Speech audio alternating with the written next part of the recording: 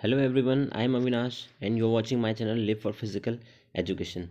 Today we will discuss about Ricky and Jones Senior Citizen Fitness Test. This is the part of Test and Measurement in Sports, class 12th.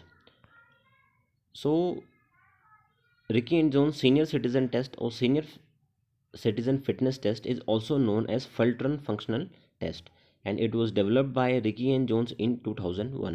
अगर ये objective point of view से अगर board exams के लिए important भी है, question इसमें आ सकता है कि when was Ricky and Jones Senior Citizen Fitness Test was developed and by whom?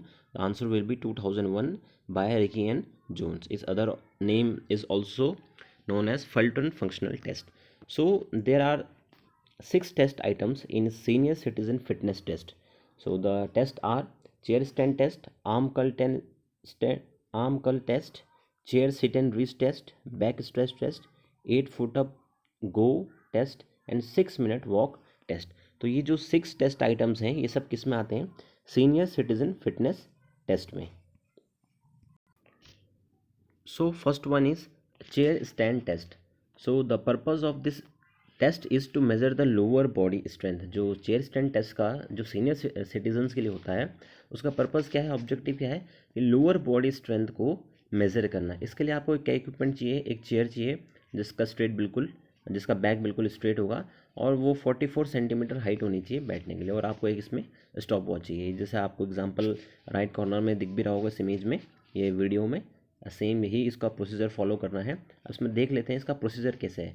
Keep the chair against the wall, आपको वॉल के अगेंस्ट में लगानी है चेयर को, जैसे इसमें दिख रहा है आपको. Participant sit in the middle of the seat, और जो पार्टिसिपेंट है, जो सब्जेक्ट है, वो कहाँ पे बैठेगा? बिल्कुल मिडिल ऑफ द सीट में. Feet should be shoulder wide apart and flat on the floor. जो आपके दोनों फीट होंगे, पैर होंगे, वो जितना आपका शोल्डर विड्थ है उतना ही उन दोनों के बीच में गैप होना चाहिए. बिल्कुल फ्लैट होंगे फ्लोर पे. ऐसा नहीं कि आपने हील को रेज किया या टो को रेज किया, ऐसा कुछ उसमें नहीं करना है. सिंपल आपने बैठना है. Then arm should be cross at the wrist and held close to the chest.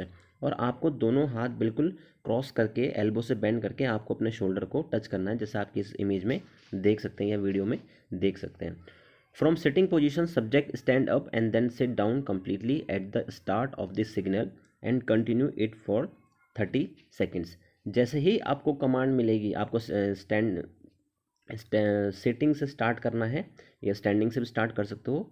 तो जैसे ही आपको कमांड मिलेगी, सिग्नल मिलेगा स्टार्ट का, तो आपको stand then sit, stand then sit, यही आपको करना है जैसे आपको वीडियोस में दिख रहा होगा.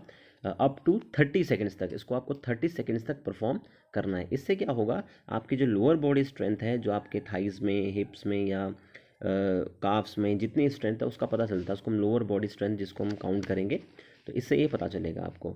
तो उसको स्कोरिंग कैसे होगी? Count the total number of complete chair stands in 30 seconds. आपने कितने टाइम इसको परफॉर्म किया है 30 सेकेंड्स में उसको हम रिकॉर्ड कर लेंगे. मे बी 30 सेकेंड्स में 15 टाइम्स किया हो, 30 सेकेंड में 10 टाइम्स किया हो, 16 टाइम्स किया हो, कुछ भी किया हो किसी ने भी, हम उसको रिकॉर्ड कर लेंगे. तो ये आपका था chair and stand test.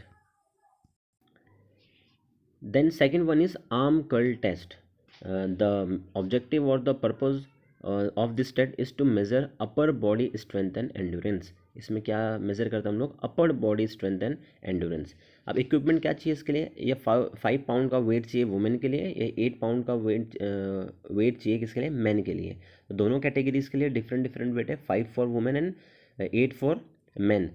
Chair without arms, आपको एक चेयर चाहिए जिसमें उस चेयर के आर्म्स ना हो, और एक स्टॉप वॉच चाहिए. देन प्रोसीजर इसका हम कैसे फॉलो करेंगे? Subject will lift the weight using suitcase grip, means palm should face the body. आपको देखो जो सब्जेक्ट है वो सिटिंग पोजीशन में होगा चेयर में, और उनको जो वेट, जो मेन की हम बात कर रहे हैं, तो 8 पाउंड का जो वेट है उसको लिफ्ट करना है, उसको उठाना है.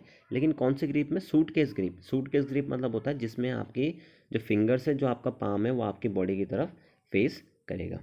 ठीक है. Then curl the arm up through a complete range of motion gradually and then arm is lowered through the complete range of motion gradually. इसमें मतलब जैसे ही आप अपने वेट को लिफ्ट करोगे तो आपको उसको अपने शोल्डर तक लेके जाना है पूरे रेंज ऑफ मोशन में. देन उसको पूरा डाउन लेके जाना है जितना आपका आर्म का रेंज ऑफ मोशन है. इसी को ही आपने कंटिन्यू इसको परफॉर्म करना है. और कब तक करना है? 30 सेकेंड्स तक. इसका भी स्कोरिंग क्या होगा? Count the total number of arm curls in 30 seconds. 30 seconds में आप कितने आम कलब करते हो उसको हम काउंट कर लेंगे। सेम जैसे हम लोग जिम में बाइसेप्स की एक्सरसाइज करते हैं वैसे ही इसको परफॉर्म करना है, but it is not easy for senior citizen peoples, तो उनके लिए थोड़ा ईजी नहीं है। तो 30 सेकेंड्स में वो लोग 10 भी परफॉर्म कर सकते हैं, 8 भी परफॉर्म कर सकता है, it's depend on the as.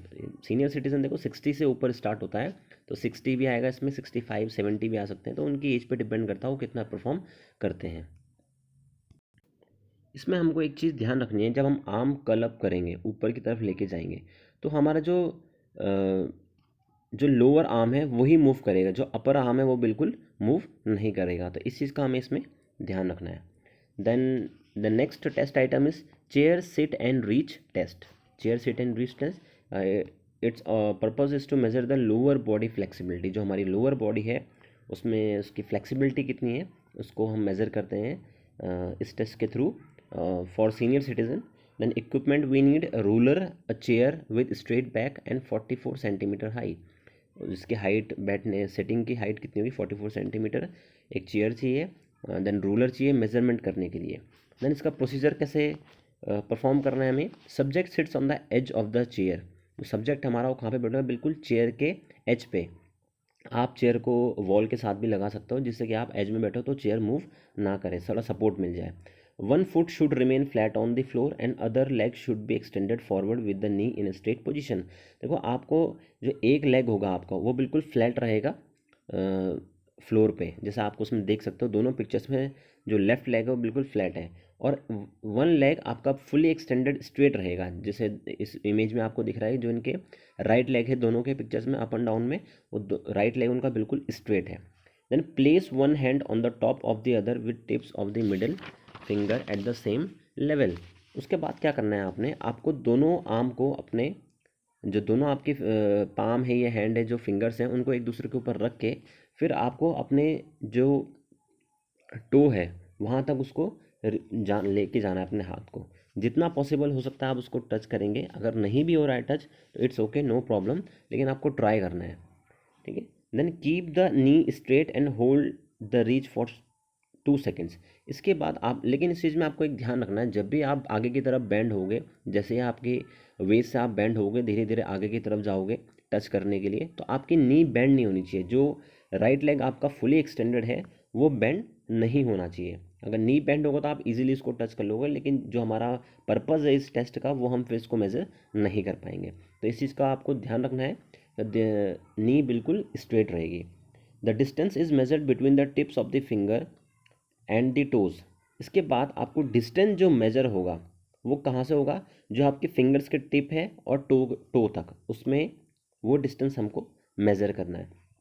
अब देखो किसी का टो बिल्कुल टच नहीं होगा तो उसको हम मेज़र कर लेंगे कितना डिस्टेंस से रह गया।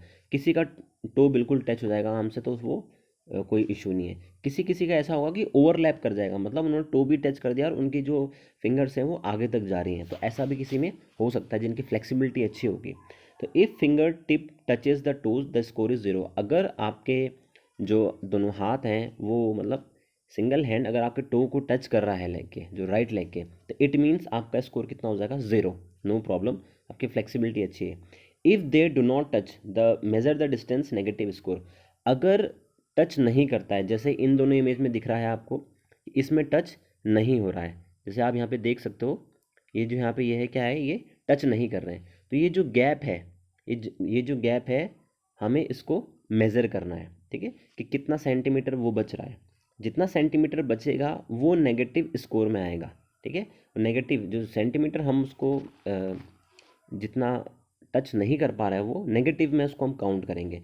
अगर सेम अगर ये ओवरलैप करता है इट मीन्स आप टच भी कर रहे हो और आपके जो फिंगर्स हैं वो आगे तक जा रहे हैं, जो आपके टो से भी, इट मीन्स वो ओवरलैप कर रहा है। तो ओवरलैप का जितना एक्स्ट्रा है वो डिस्टेंस हम मेज़र कर लेंगे, लेकिन वो पॉजिटिव स्कोर में आएगा। वो किस में आएगा, पॉजिटिव स्कोर में। उसके बाद हम इसको एक जो हमारा चार्ट होता है सीनियर सिटीजन का उसमें हम इसको पुट करेंगे वैल्यू, उससे हमारी फ्लेक्सिबिलिटी पता चलेगी एवरेज है, अबव एवरेज है या बिलो एवरेज है, ठीक है। तो ये इसका प्रोसीजर था, सिंपल सा प्रोसीजर होता है इसमें।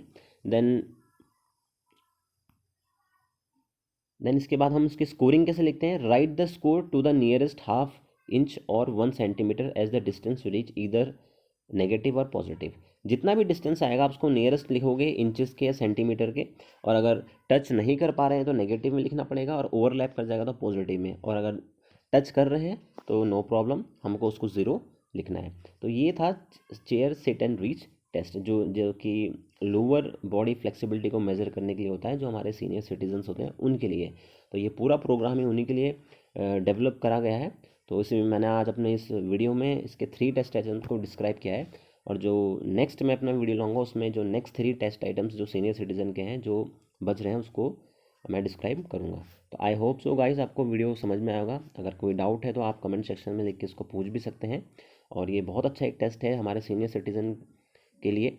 हम अपनी फ़िटनेस का तो ख्याल रखते हैं, लेकिन हमें साथ साथ में अपने जो सीनियर्स जो ओल्ड एज पीपल हैं उनकी भी फ़िटनेस पे भी ध्यान देना चाहिए। ये जो टाइम है ये फ़िटनेस का ही है, फ़िटनेस जिसकी अच्छी रहेगी वो ही अच्छी लाइफ एक जीते हैं आगे, वो किसी तरीके डिजीज़ नहीं होती, इनकी बॉडी प्रॉपर तरीके से वर्क करती है। तो आई होप सो गाइज़ आपको वीडियो समझ में आएगा। मेरे चैनल को सब्सक्राइब करें, शेयर करें, ताकि ज़्यादा से ज़्यादा वीडियो जिनको फिज़िकल एजुकेशन की जो क्लास के बच्चे हैं 12th के, उन तक ये वीडियो पहुंच सके, उनको हेल्प मिल जाए और इसकी अवेयरनेस भी जाए, और सब लोगों में इनकी अवेयरनेस जाए, जिससे वो अपने सीनियर सिटीज़न का ख्याल रख सकें।